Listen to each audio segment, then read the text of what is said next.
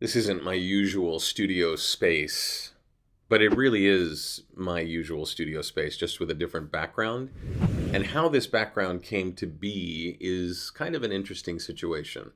I want to talk about removing distractions and questions from your presentations. And we'll do that in this episode of the VO Heroes podcast.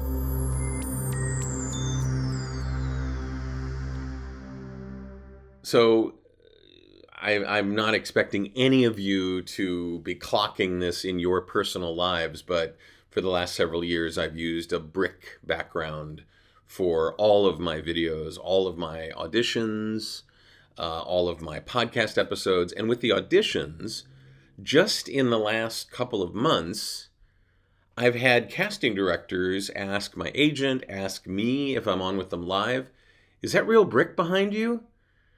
And that question came up for some reason again and again and again in the last month. And almost always it was like, wow, that looks really good. I really like that. And, but it struck me that when we're presenting our abilities to work, when we're presenting our options for an audition, when we're presenting a speech, a podcast episode, etc., what you want people to be paying attention to is you. That's it. What you have to say. Nothing else. Nothing else should be engendered in their mind. And it appeared that my brick background was, like a point of interest. What I want them to do is have no other options but looking at what I chose to do for my acting. And that's it.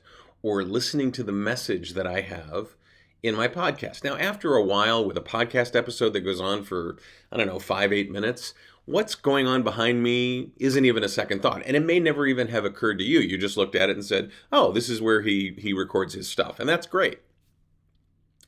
But when 3 or 4 within a month of the casting people that I'd worked with either mentioned it to my agent or to me, I was like, why are they asking this? And what can I do to remove that as a distraction? Again, honing and refining and pulling away the stuff that is unnecessary is going to give them more bandwidth to just simply concentrate on what I'm doing. Now, it's dark, so maybe it's not appropriate for comedic roles, and maybe I'll find another background to use for that. I don't know. But what I am sure of is that nobody has said, hey, is that really a dark background behind you? Is that a real dark? Nobody cares anymore. So I've been using this for a while for my audition. Nobody's asked any other questions. And I bring this up not to be picky or to say you're distracting people, but note that when you try to give people something else because you're being generous or because you're being creative or because you're bored with what you've been doing, been using for a background or whatever, that may or may not be helping you. Likely wasn't hurting me, but what I wanted to do and what I continue to want to do is to hone and refine my process so that I do nothing to take their eye off the ball. And this can happen in many ways. When you send out a marketing email, you want there to be one thing that they do, one thing, one link, one action that you want them to take. That's why when I send out a marketing email, I don't send it out from my normal email account, which has my signature in it with all the links to my reels and my profiles and my websites. It's simply signed, "Hope this helps, David." That's it. That leaves them no other option than either doing nothing if they're not interested, which is fine, or clicking on the link or one of the links that all go to the same place in that marketing email. I don't distract them with other things to do or potential things to do, right? So it's a concept of just realize that you can simplify things and cast a bigger, brighter spotlight on what you're capable of doing and help the person that's watching your audition or listening to your audition, not have to decode everything else going on, and just simply pay attention to what you're doing. Tell me if that makes sense to you. For those of you using really busy backgrounds, because that's all you've got, I get it.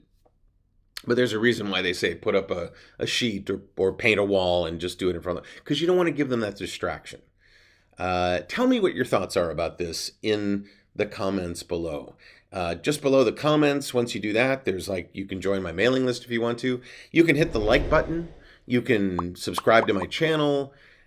You can get notified when a new episode comes out. Hopefully you're on VOHeroes.com, which is where the conversation is nice and polite and safe. And if there's another actor or voice talent or writer that you think would benefit from this concept of simplifying things so they can concentrate on you, feel free to forward this along. Feel free to share this with them. I appreciate that.